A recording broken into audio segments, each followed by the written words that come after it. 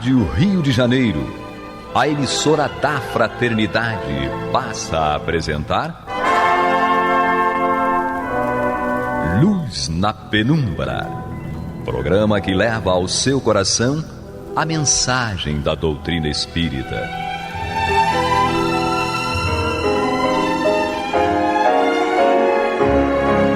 E com vocês, Eduardo Araújo, para o estudo de O Livro dos Médiuns, da obra codificada por Allan Kardec.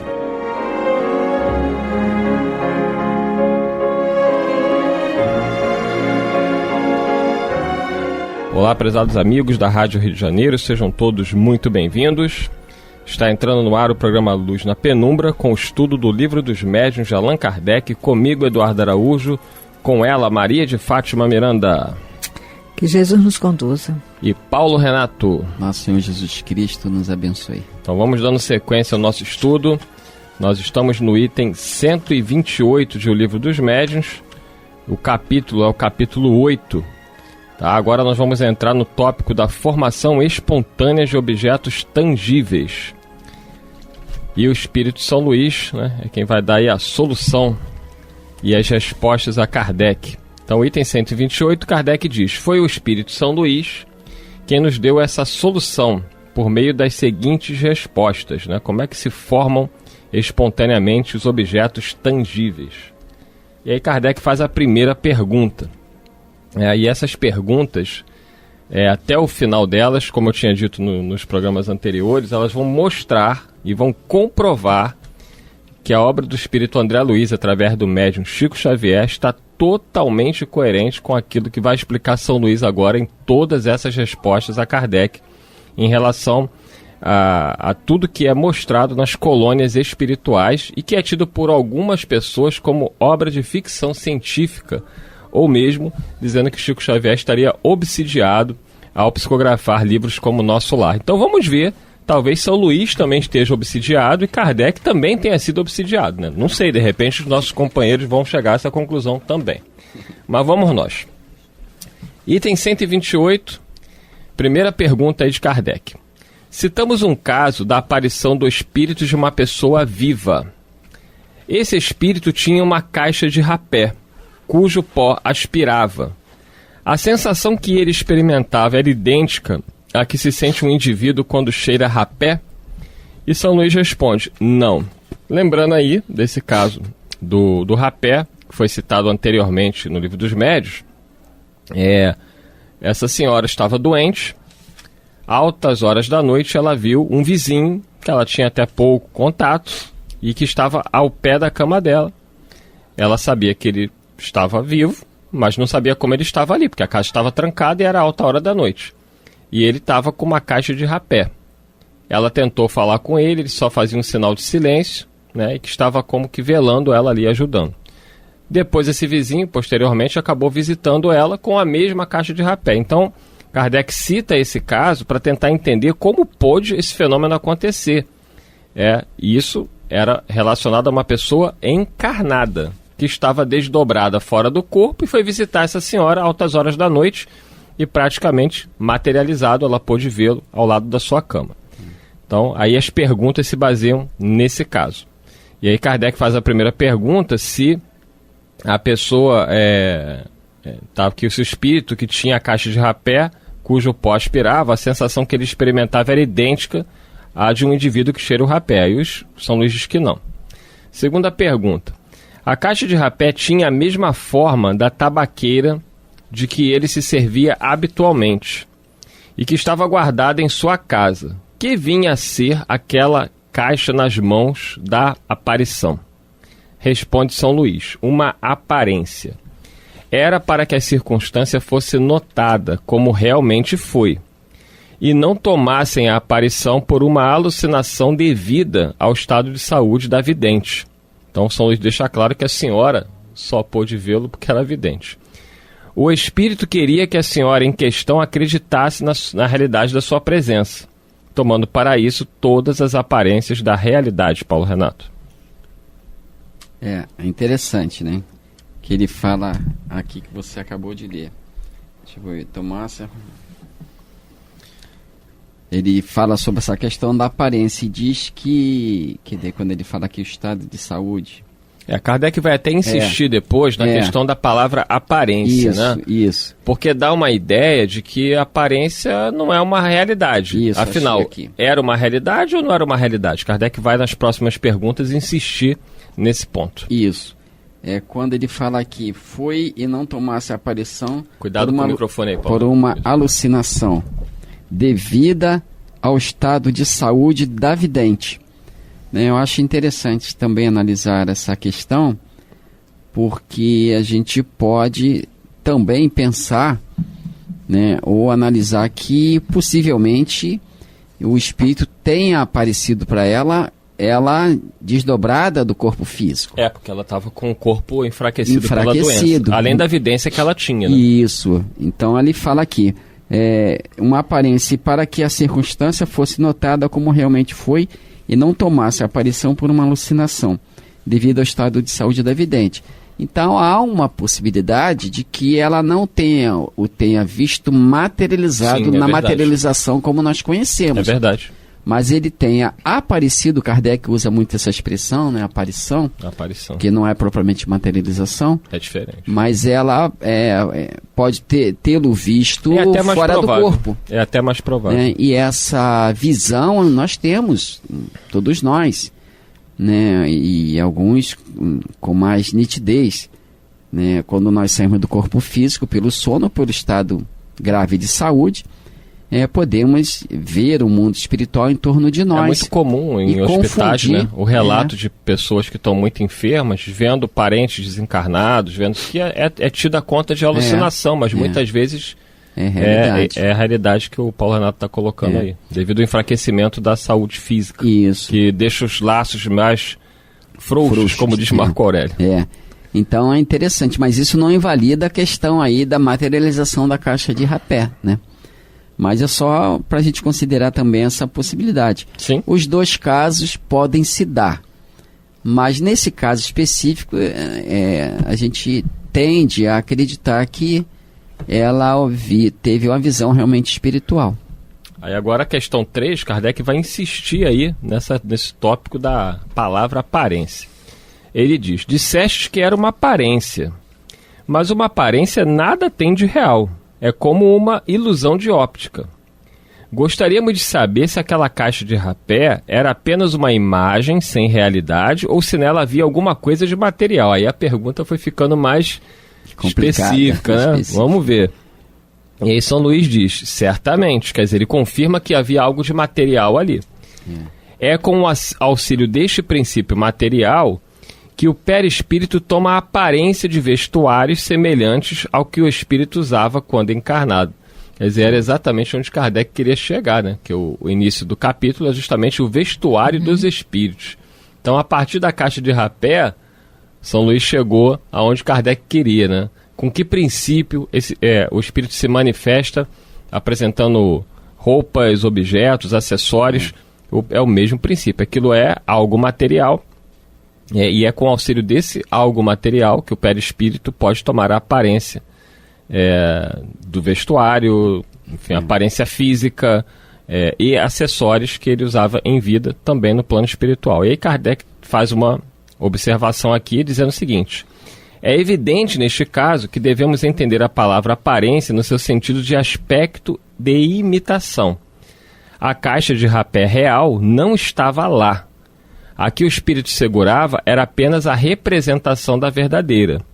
Era, pois, com relação à caixa original, uma simples aparência, embora formada de um princípio material. Maria de Fátima Miranda. Eu estou respondendo a Cristina. Ah, tá. Então, a Miranda está ali numa concentração que ela está buscando o Dr. Bezerra de Menezes vai se manifestar ali e vai falar depois. Vamos lá, Paulo Renato. É interessante. Ela está em transe, Paulo Renato. Está em transe. Daqui a pouco ela volta. Quando ele fala a aparência, ele faz a comparação com a caixa de rapé material, aquela que é de uso comum. Sim. Né? Mas, mesmo usando essa expressão aparência, não tira a materialidade daquilo que foi construído, porque a gente lembra isso, Já lembramos em programas anteriores das questões 29 a 33, mais ou menos do Livro dos Espíritos, de 29 a 32, 33, quando fala sobre as propriedades da matéria. E lá nós temos Kardec perguntando se as diversas propriedades, né, que nós conhecemos como sabores, odores, cores, o som, se elas são... não passam de modificações da matéria. E os espíritos responderam a Kardec que sim. Quer dizer, essa construção, digamos, material, essa construção das formas no mundo espiritual, elas são matéria própria do mundo espiritual. E os elementos que são manipulados para essa construção ainda são matéria, mas que não guardam a agregação da matéria como nós a entendemos aqui na nossa vida diária. Então nós tendemos a considerar que, por não ter a agregação, os elementos agregadores da matéria como nós temos aqui, então aquilo que surge no mundo espiritual não seria matéria. Aí, como diz os espíritos, são matéria, mas não como nós entendemos, mas são matéria, né? Então, realmente, às vezes, a gente fica preso à questão de palavras. E os espíritos dizem que a questão de palavras, eles não nada tem a ver com isso, né? A gente é que precisa entender, né? É um elemento material? É um elemento material, mas as propriedades que o constituíram são idênticas às que constituem elementos materiais de nosso uso pessoal? Não. Mas são elementos materiais. Hoje em dia a ciência, né, os pesquisadores estão dando, entre aspas, como matéria, elementos, partículas que antes eles achavam que não tinham realidade material, porque aparentemente não tinham massa.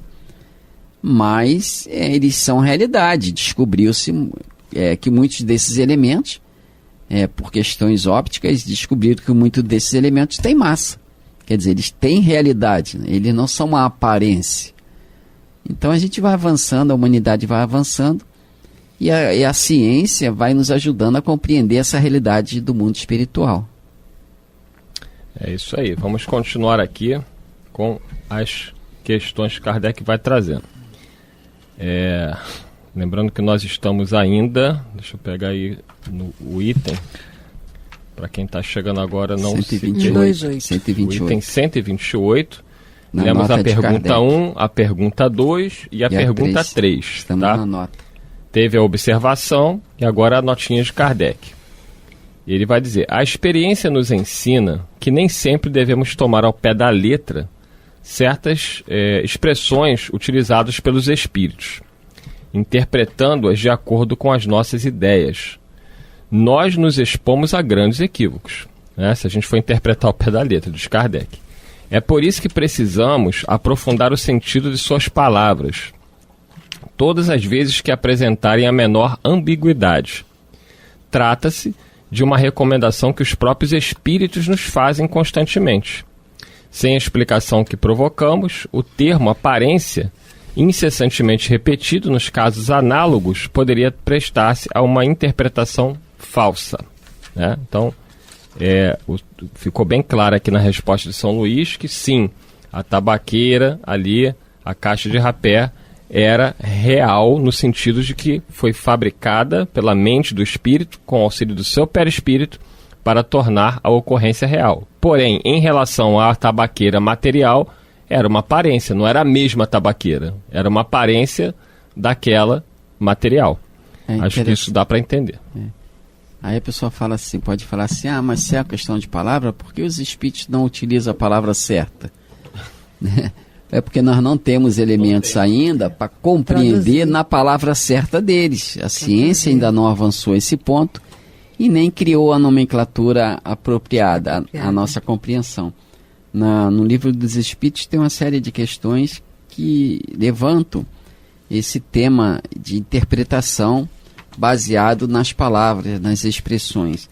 Na questão 28, por exemplo, quando Kardec levanta a questão, pois que o espírito é em si alguma coisa, não seria mais exato e mais sujeito à confusão, e menos sujeito à confusão, dar aos dois elementos gerais as designações de matéria inerte e matéria inteligente? Aos espíritos responderam: As palavras pouco nos importam. Compete-vos a vós formular a vossa linguagem de maneira a vos entenderdes.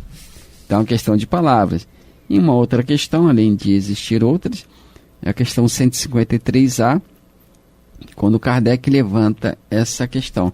Não seria mais exato chamar vida eterna a dos espíritos puros, dos que, tendo atingido a perfeição, não estão sujeitos a sofrer mais prova alguma? Resposta: essa é antes a felicidade eterna, mas isto constitui uma questão de palavras.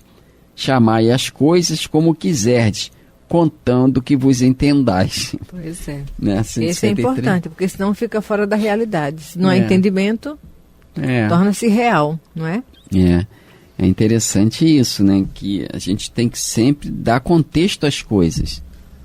Né? Então, quando os espíritos falam sobre que aquela construção da caixa de rapé é uma aparência, a gente volta a afirmar. Ele só está dizendo que aquela matéria, que aquela construção não tem os mesmos elementos de agregação, né? A mesma força de agregação que nós temos no mundo material. Que você confecciona com o material extraído de fora. Né? Já o que dá aparência é um material extraído de dentro. De dentro, Kardec mais adiante vai falar justamente sobre isso. A matéria, como nós a conhecemos, ela é ponderável, quer dizer, ela tem uma força de coesão que impede, digamos assim, a sua dissociação com facilidade. Né? Agora, as construções do mundo espiritual, ela, por não ter essa matéria agregadora, essa força de coesão, que é dada, inclusive, pelo fluido vital, que anima o corpo físico, a organização física. Então, por não ter essa união com o fluido vital, da maneira como ele é composto na construção do corpo físico, é mais fácil se dissolver as construções mentais. Né? Mas, repetimos, não deixa de ser matéria, um elemento material e perfeitamente sensível, pode-se sentir, né, de alguma forma a sua existência, embora, repito, ele possa ser desfeito com muito mais facilidade do que nós desfazemos a matéria do nosso uso pessoal. Se a gente quiser se desfazer de um lápis, a gente tem que quebrar ele todinho, mas ainda vai sobrar parte sólida. Ou consumir ele até o final da sua potência. O grafite, por exemplo, né? Mas a construção do mundo espiritual, construir um lápis, é fácil o espírito deixar de pensar nele e o lápis desaparece. Se desliga, né? Se desconecta. Mas aqui a situação se dá de forma diferente. Tem que desagregar a matéria. E mesmo assim, para que o elemento desapareça, às vezes leva séculos. Na questão do corpo físico, por exemplo... Menino, eu estava pensando no corpo de Jesus. Na questão do corpo físico, quando a gente desencarna, os elementos que compuseram o corpo físico vão se desagregando, né? Os átomos vão se desagregando e a forma desaparece. Mas os elementos permanecem para ir juntar... O mineral. Isso. Aí, quando você falou do corpo, eu estava lembrando do corpo de Jesus. Porque a potencialidade de um espírito puro, ele pode promover essa desagregação e automaticamente conduzir para seu ponto de origem cada um a matéria-prima. Justamente. Então, não é tão difícil, quando a gente faz associação de ideias, não é tão difícil compreender essa questão do laboratório do mundo invisível. Porque eles se dão, as construções espirituais se dão mais ou menos nos mesmos moldes que se dão aqui. Os espíritos até nos ensinam nesse sentido. A gente fala assim, mas como é que pode construir mentalmente, não sei o quê. Mas a gente lembra que toda a construção da vida na Terra, ela não surgiu por um passe de mágica. Ela primeiro existiu na cabeça de alguém. A ideia de alguém. Né? Que juntou os elementos apropriados à disposição para dar a forma que nós conhecemos. Mas e no mundo espiritual é a mesma coisa. A ideia, a imagem, o desejo surge primeiro no espírito. E por estar no mundo espiritual, ele vai lançar mão dos elementos do mundo espiritual. Que para quem vive lá, ele vai ter tanta solidez quanto o elemento material tem aqui para nós. Né? Interessante, Renato, porque olha, quando uma pessoa entra num estado de angústia e qualquer outra coisa, tipo a depressão, ela começa a desarticular o próprio corpo físico. É desautonomia, não é? Não tem isso. Não é que a pessoa tira os comandos do corpo físico com a mente? Na realidade, existe uma doença autoimune chamada desautonomia, que você vai tendo um enfraquecimento da musculatura. Pois é, né? No caso da musculatura. Isso. Mas nós vemos pessoas que no estado de depressão, aí começa a se desinteressar do alimento, já não tem um repouso. A perda da capacidade de autonomia mental nas decisões. Verdade. A pessoa vai deprimindo e ela vai perdendo força, das coisas mais básicas. Não consegue se alimentar, não consegue fazer higiene. Ela vai morrendo aos poucos. É verdade. E trazendo para a realidade espiritual, quando o espírito dele está voltado para situações de muito sofrimento, com a ideia fixa, a monoideia faz com que ele perca a forma humana. Ele entra no processo de ovoidização. Então ele, perispiritualmente, ele vai saindo dessa condição humana e vai ficando tipo a célula ovo. Nesse sentido, a gente tem um exemplo. Um dos exemplos, que André Luiz traz, mas novamente o livro Libertação, quando aquela senhora aceita a sugestão lá do hipnotizador e ela muda a sua forma humana. Eles estão no mundo espiritual e a gente observa com que relativa facilidade ela mudou a forma humana, para se transformar na forma numa loba. Isso. Quer dizer, é interessante essas coisas, a gente não consegue compreender que mecanismos estão envolvidos, mas sejam eles quais sejam, a fonte vai ser sempre o espírito, sempre a mente que pensa, que idealiza, que constrói. A vida, seja ela em que situação se der, ela vai ser sempre resultado do espírito. A vida, no sentido maior, é resultado do pensamento de Deus, né? E nos campos menores, ela chega a nós. Nós, como diz os espíritos, somos construtores do nosso destino. Nós criamos um mundo que desejamos viver, né? E se queremos um mundo diferente, inclusive na forma, é preciso mudar por dentro. Sim. É preciso que a criatura mude. Porque sem essa fonte nascente não existe mudança. No item 132 do Livro dos Espíritos, quando nós vamos ao objetivo da encarnação, ele vai narrando ali, e parte da resposta é para que nós possamos desenvolver a parte que nos cabe na criação, com esse potencial divino do pensar, não é? Isso aí. Quando ele pergunta, qual o objetivo da encarnação dos espíritos? Deus lhes impõe a encarnação com o fim de fazê-los chegar à perfeição. Para uns, a expiação, para outros, missão. Mas, para alcançar essa perfeição, tem que sofrer todas as vicissitudes de uma existência corporal. Nisso é que está a expiação. Visa ainda outro fim, a encarnação, o de pôr o espírito em condições de suportar a parte que ele toca na obra da criação. E nós vamos lembrar do André Luiz, no livro Evolução em Dois Mundos, quando ele vai falar de cocriação. Que ele fala do co-criador em plano maior, que são os devas, Jesus, por aí, não é? E co-criador em plano menor, que somos nós, com esse potencial do pensamento contínuo, fazendo acontecer. E, dito isto, chegamos ao final de mais um programa, né? Passa rápido, a gente sabe que o tema é denso, é complexo, né? Você que está aí meio perdido, não se preocupe, né? Não é uma coisa simples de se entender, a gente vai estudando, semana que vem a gente vai dar continuidade, mas é muito importante esse capítulo, né? É um capítulo que explica muita coisa, né? Que traz luz para coisas que as pessoas não entendiam, sobretudo no que diz respeito aí à obra de Chico Xavier, em especial o livro Nosso Lar, em diante, do espírito André Luiz. Mas voltaremos aí semana que vem, se Deus quiser, dando continuidade ao estudo desse capítulo importantíssimo, Laboratório do Mundo Invisível. Muita paz a todos e até lá. Muita paz a todos, e lembrando que também nós estamos nesse processo de aprender. Com certeza. Que Jesus nos conduza. Você está ouvindo o programa Luz na Penumbra.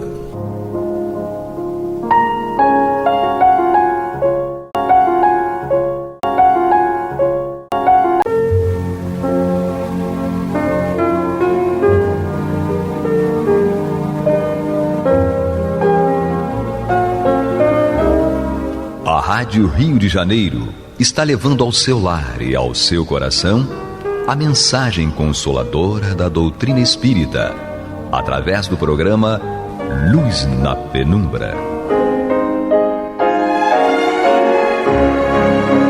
E agora com vocês, Amaury Santos e Astênio Oliveira, para comentar os textos da Revista Espírita de Allan Kardec no período de 1858 a 1868. Olá, meus amigos, meus irmãos.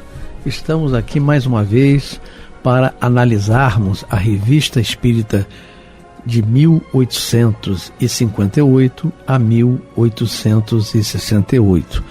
Eu, Amaury Santos e Astênio Evangelista de Oliveira. E mais o Kleber, que fica nos ajudando aqui. Bem, meu amigo Astênio, o que você pode dar continuidade aí da perda do dinheiro? Então, nós estamos estudando, né? Começamos no nosso encontro da semana passada, a Revista Espírita de outubro de 1858. Né? E estamos com o tema Questões de Espiritismo Legal. São umas questões bastante interessantes de casas mal assombradas. Né? Então, quem compra ou aluga uma casa e aí verifica que ela é mal assombrada, né, que os espíritos não deixam as pessoas dormirem à noite. Se foi anterior, né? Então, quem compra tem direito a rescindir o contrato, devolver o imóvel, esse tipo de coisa. Isso não estava na lei. Não estava e não está, né, até hoje. E aí, Kardec sugere aqui, né, que uma saída justa seria verificar se o problema já existia antes da pessoa comprar ou alugar, ou se passou a existir a partir dela, né? Porque aí, muito provavelmente, a causa está nela mesma e não no imóvel. No imóvel ou no proprietário anterior, né? Bom, aí, continuando esse tema, né, já para concluí-lo, Kardec fala assim, ele termina no parágrafo que nós comentamos na semana passada, dizendo que se nós criticamos os nossos antepassados por excessiva credulidade, as pessoas que virão depois de nós também poderão nos censurar por excessiva incredulidade, né, por não acreditar que os espíritos de fato fazem isso. E daí por diante. Né? E aí ele fala o seguinte: enquanto aguardamos, eis o que acaba de se passar sob nossos olhos, cuja realidade chegamos mesmo a constatar. Vejamos a crônica da Patrie de 4 de setembro de 1858. Então aqui ele está dizendo uma crônica publicada numa revista, tá? Então lá na revista de 4 de setembro de 1858 consta a seguinte crônica: a rua de Bec está em grande confusão. Ocorrem ainda por ali algumas diabruras. A casa que leva o número 65 compõe-se de 2 prédios. O que dá para a rua tem suas escadas, tem 2 escadas que se defrontam. Há uma semana, a qualquer hora do dia ou da noite, nos 2 pavimentos dessa casa, as campainhas agitam-se e tilintam com violência. Quando vão abrir a porta, não há ninguém à entrada. Então, nesse caso aqui, não é só meia-noite, não, né? Qualquer hora do dia e da noite. Primeiramente, acreditou-se numa brincadeira de mau gosto, e cada um se pôs a observar para descobrir o autor. Um dos locatários teve o cuidado de despolir um vidro de sua cozinha para espiar. Enquanto vigiava com mais atenção, sua campainha foi sacudida. Então ele estava olhando pelo vidro para ver se era brincadeira de alguém de fora, e a campainha foi sacudida, e não tinha ninguém de fora apertando a campainha, né? Pôs o olho no postigo da porta, né? Sim. Ninguém. Correu a escadaria, ninguém. Voltou para casa e tirou o cordão da campainha. Agora quero ver tocar, né? Uma hora depois, quando pensava haver triunfado, a campainha pôs-se a repicar de forma mais bela ainda, né? Mirou-a, permanecendo mudo e consternado. Então, apesar de tirar o cordão da campainha, ela tocou ainda. Em outras portas, os cordões das campainhas estavam torcidos e amarrados como serpentes feridas. Procuraram uma explicação e chamaram a polícia.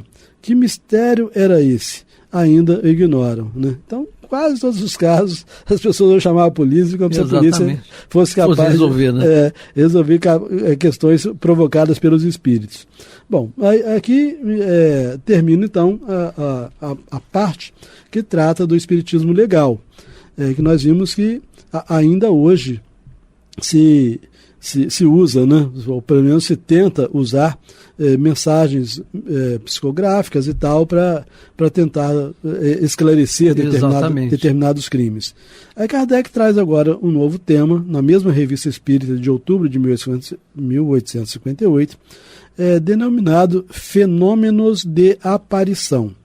E aí ele diz assim: o Constitucional e a Patrie narraram, né, então duas revistas, ou dois jornais, narraram há algum tempo o fato seguinte, de acordo com os jornais dos Estados Unidos. Então, dois jornais da França narram fatos ocorridos que foram publicados nos jornais dos Estados Unidos. A pequena cidade de Litchfield, no Kentucky, conta com numerosos adeptos da doutrina do espiritualismo magnético. Então, isso que aparecia no jornal, nos jornais dos Estados Unidos, chamando doutrina do espiritualismo magnético, eles estavam se referindo ao espiritismo com esse nome, tá? De doutrina do espiritualismo magnético. Um fato incrível que ali acaba de se passar, por certo, não contribuirá pouco para aumentar o número de partidários dessa nova religião. Então já estavam admitindo a doutrina espírita na época, né, como uma nova religião. A família Park, composta dos pais e de 3 filhos que já se encontravam na idade da razão, então adultos, né, era fortemente imbuída das crenças espiritualistas. Ao contrário, a senhorita Harris, irmã da senhora Park, não punha nenhuma fé nos prodígios sobrenaturais com os quais os parentes se entretinham incessantemente. Para a família inteira, isso era um verdadeiro motivo de desgosto. Então, o fato da irmã, né, a senhorita Harris, não acreditar em nada, era um motivo de desgosto. Então, para a família inteira, isso era um verdadeiro motivo de desgosto. E por mais de uma vez, a boa harmonia entre as duas irmãs foi perturbada.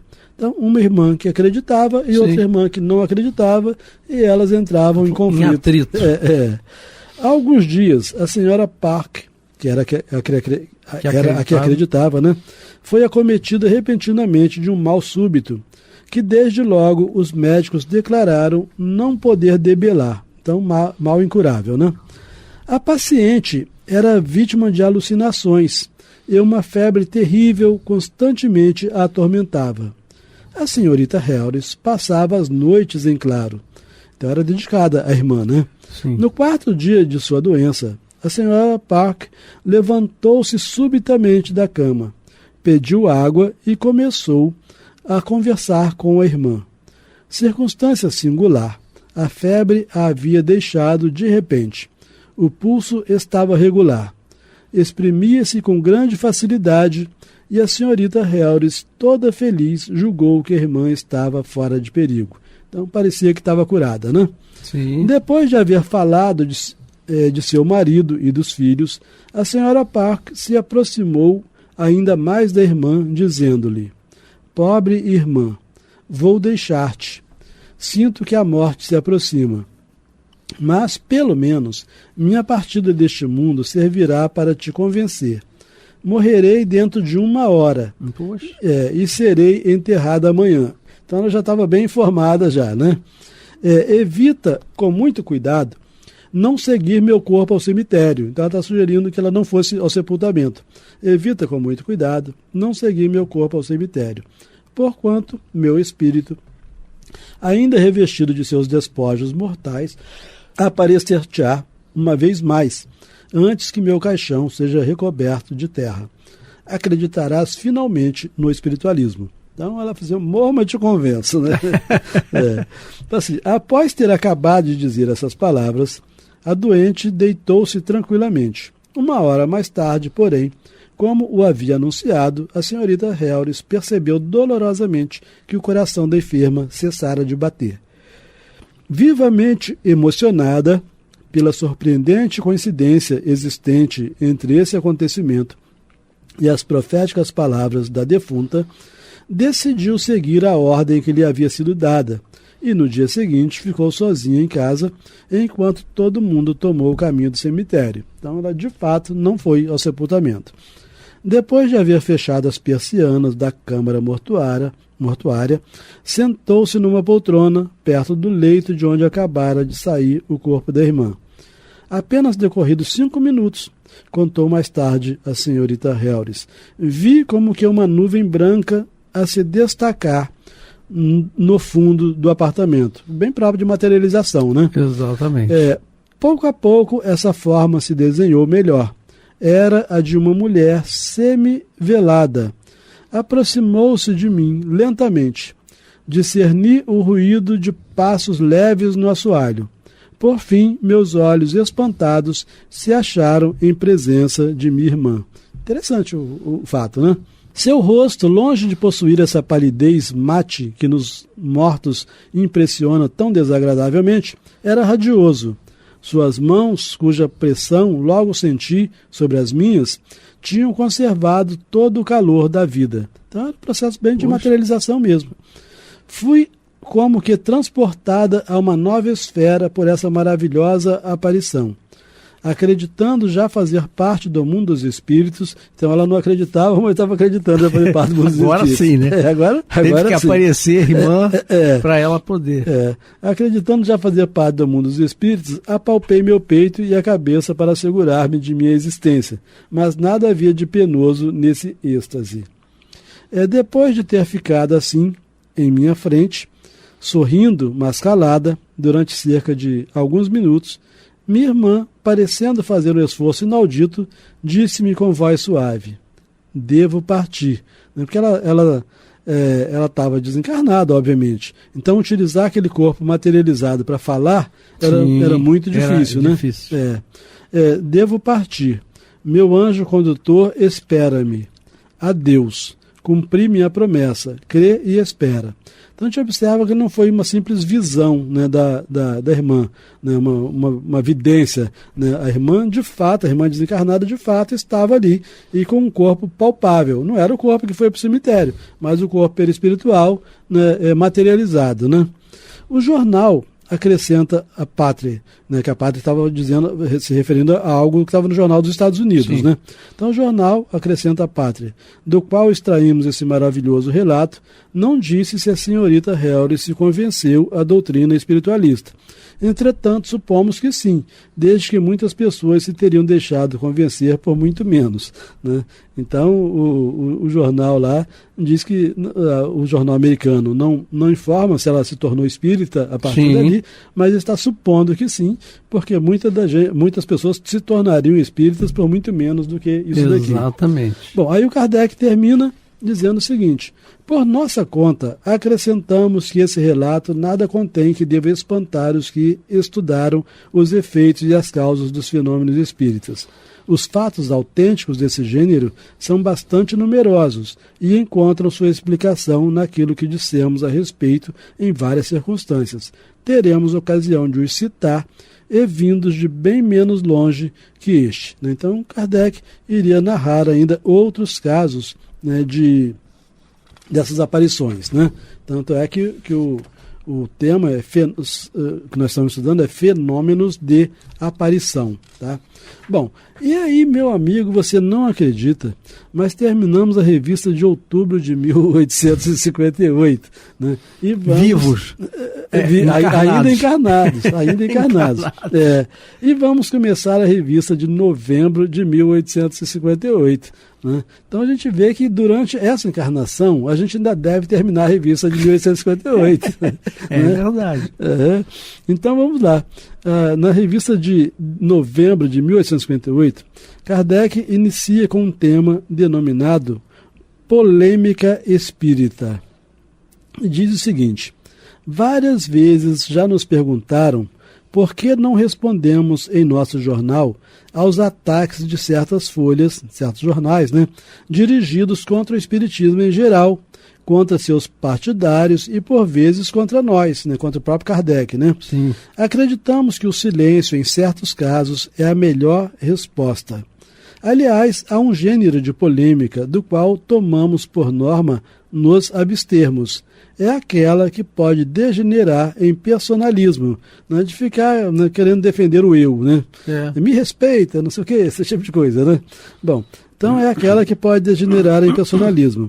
Não somente ela nos repugna, essa forma, né, nos repugna, como nos tomaria um tempo que podemos empregar mais utilmente, o que seria muito pouco interessante para os nossos leitores, que assinam a revista para se instruírem e não para ouvirem diatribes mais ou menos espirituosas.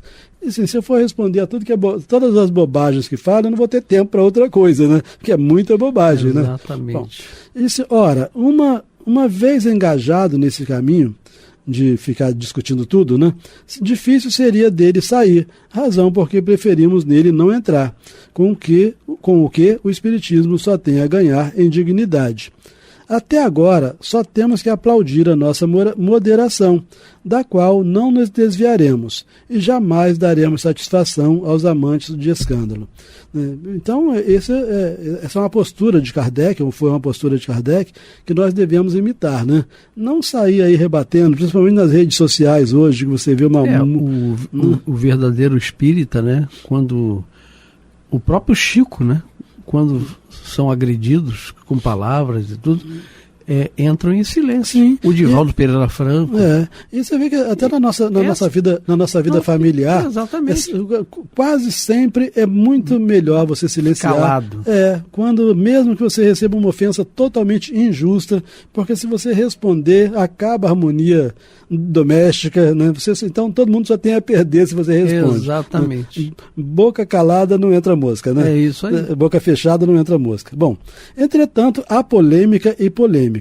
Então Kardec diz, irmão, existe um tipo de polêmica que eu não posso me calar, né? Então ele fala assim, entretanto, há polêmica e polêmica. Uma há, diante da qual jamais recuaremos, é a discussão séria dos princípios que professamos. Todavia, mesmo aqui, há uma importante distinção a fazer. Se se trata apenas de ataques gerais, dirigidos contra a doutrina, sem um fim determinado, além de criticar, e se partem de pessoas que rejeitam de antemão tudo quanto não compreendem, não merecem maior atenção. O terreno ganho diariamente pelo Espiritismo é uma resposta suficientemente peremptória e que lhes deve provar que seus sarcasmos não têm produzido grande efeito.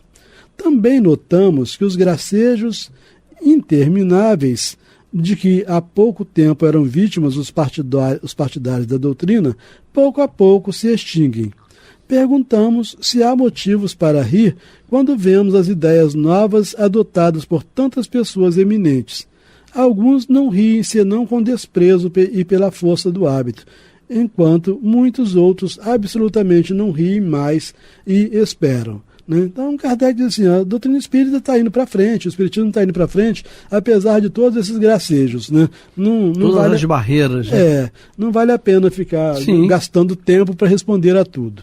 Bom, notemos ainda que, entre os críticos, há muitas pessoas que falam sem conhecimento de causa, sem se darem ao trabalho de aprofundar. Você responder a ignorância, né? Como dizia Jesus, não perder tempo. Não atirei pérolas aos porcos. Né? Isso aí. Então, o próprio Cristo tinha adiantado isso. Para lhes responder, seria necessário recomeçar incessantemente as mais elementares explicações e repetir aquilo que já escrevemos, providência que julgamos inútil. Já o mesmo não acontece com os que estudaram, mas nem tudo compreenderam, com os que querem seriamente esclarecer-se e com os que levantam objeções de boa-fé e com conhecimento de causa. Nesse terreno, aceitamos a controvérsia sem nos gabarmos de resolver todas as dificuldades, o que seria muita presunção de nossa parte. Então ele fala assim, se as críticas estão sendo feitas por quem estudou, por quem quer compreender, mas ainda não conseguiu compreender. Então, nesse caso, eu me dedico. Agora, os outros, não, né? Bom, a ciência espírita dá os seus primeiros passos e ainda não nos revelou todos os seus segredos, por maiores sejam as maravilhas que nos tenha desvendado. Qual a ciência que não tem ainda fatos misteriosos e inexplicados? Confessamos, pois, sem nos envergonharmos, nossa insuficiência sobre todos os pontos que ainda não nos é possível explicar. Então, se o próprio Kardec admitia que não tinha ainda elementos para explicar tudo, não vamos ser nós os aprendizes de Kardec, vamos dizer exatamente. Que a gente, né? Bom, assim, longe de repelir as objeções e os questionamentos, nós os solicitamos, contanto que não sejam ociosos, nem nos façam perder o tempo com futilidade, pois que representam um meio de nos esclarecermos. Né? Então, ele não se aborrecia com objeções e questionamentos sérios, né? Ele só não dava bola para diatribes, como ele fala aqui, né? Bom, é a isso que chamamos polêmica útil, e o será sempre quando ocorrer entre pessoas sérias que se respeitam bastante para não se afastarem das conveniências. Podemos pensar de modo diverso, sem por isso deixar de nos estimarmos. Isso é muito interessante, né? Porque, lamentavelmente, hoje... O indivíduo tem a postura de uma opinião. Sim. E reage, né? A gente diante do outro. Deixa de estimar. Você tem uma opinião diferente da minha e a gente briga.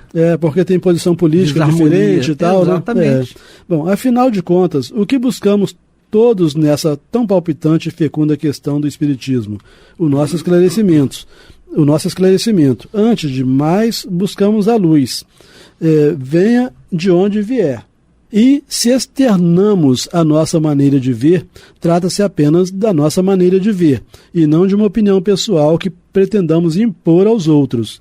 Entregamo-la à discussão, estando prontos para a ela renunciar, se demonstrarem que laboramos em erro.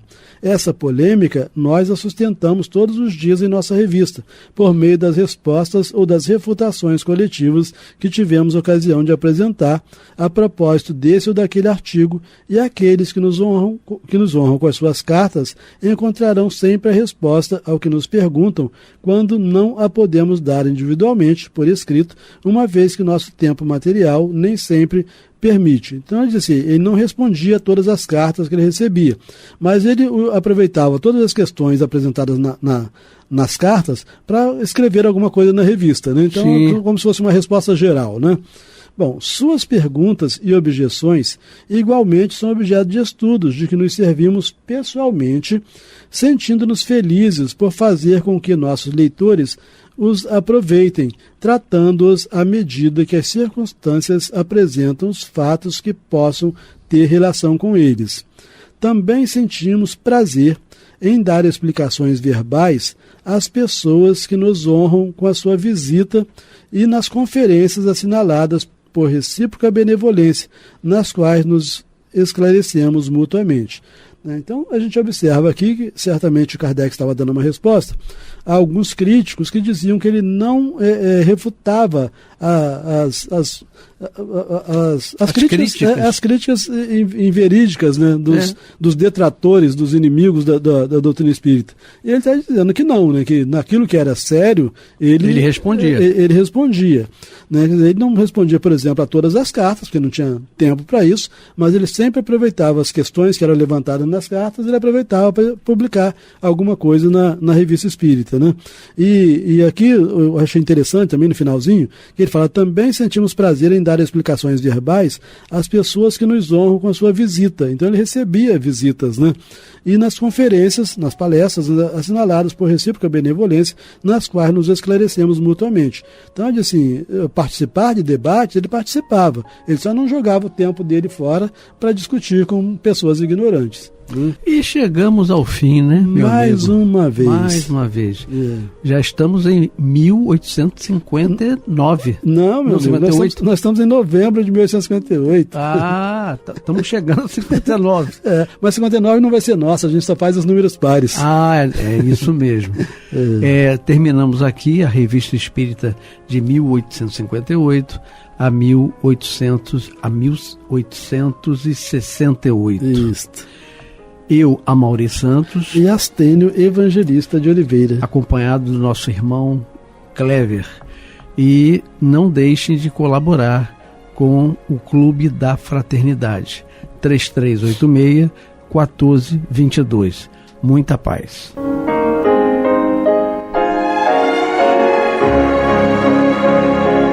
E vamos ouvir agora a prece de encerramento de nosso programa, na voz de Geraldo de Aquino. Jesus, dá-nos coragem para a luta, piedade para os insultos e misericórdia para as injustiças e ingratidões.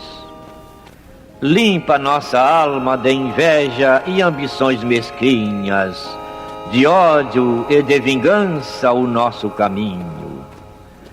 E que dentro em pouco, ao recolher-nos de novo ao calor do nosso leito, para que o sono nos dê a paz e o esquecimento das tristezas humanas, possamos sentir, Senhor, no mais íntimo de nosso ser, a doçura indefinível do Teu amor e a grandeza incomparável da Tua divina presença. Que assim seja.